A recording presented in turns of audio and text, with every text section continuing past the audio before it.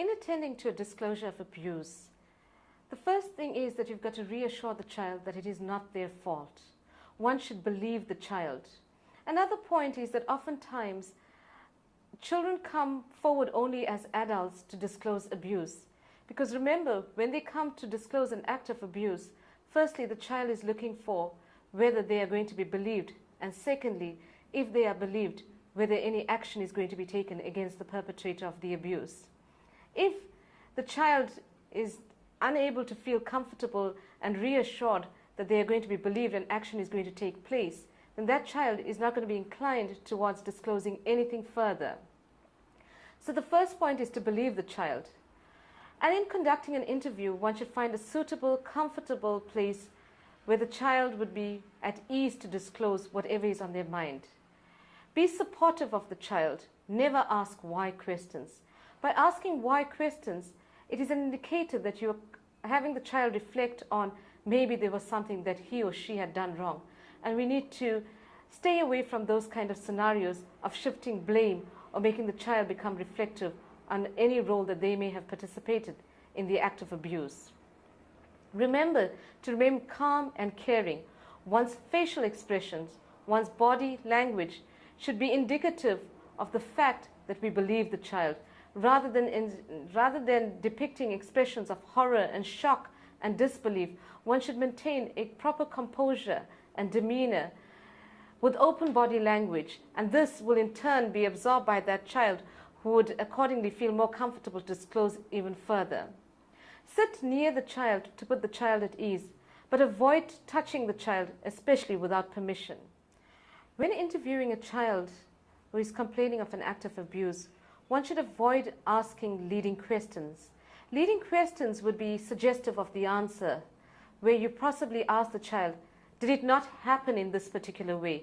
Suggesting to the child that the child should agree with the type of answer that you are expecting. This should be avoided by all means. The first priority anytime there's any allegation of abuse is we have to do whatever is necessary and appropriate to make sure that the child is safe. That's the first priority. The second priority that should be there, because at this point we're talking allegations of abuse, we have to respect the confidentiality of all the individuals involved, the child, the family, etc. But we need to go through whatever systems are there, legal systems, social welfare systems, ISKCON's child protective systems, effectively and quickly, with the primary responsibility of making sure the child is safe. Now, a problem comes up sometimes is oftentimes there's a sense that, well, we have to keep this thing very, very quiet and nobody should talk about it. The problem is, of course, we have to respect the confidentiality of the people involved, especially in the initial stages. But the problem is we have to understand that if people are not aware that these problems happen, there's a tendency for them to fester. In other words, where there's a community that's not aware that child abuse, for instance, happens in India, or that child abuse happens in America, or that child abuse happens within the family. If we tend to think, well, we're in India, it's not a problem here, that's horrible, because it's a huge problem in India, and therefore people need to be aware of that so they can be on guard. Same thing in America and Russia and South America. All over the world we have to be aware, and we have to be understanding that generally putting more light on the problem itself, on the general problem of child abuse, raises awareness and enables us to provide environments where children are more safe. For example, the CPOs distributed literature and brochures and flyers about making a child-safe environment at the temples.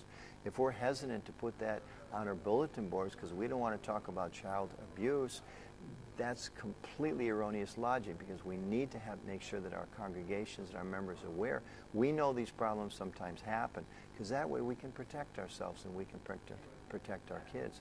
And we know that it's also a fact that in an environment where people who are pedophiles, who target children, when they come into an environment or community or school or church where it's obvious people are aware of the needs to protect the kids, and they're aware that the kids have had some training, that the parents and the teachers have had some training, that people are on guard to avoid abuse, those pedophiles go away because they know that's a dangerous place for them, and they target children somewhere else. Ideally, the whole world should be a safe place, but what we can do is make sure our communities and our temples are safe places.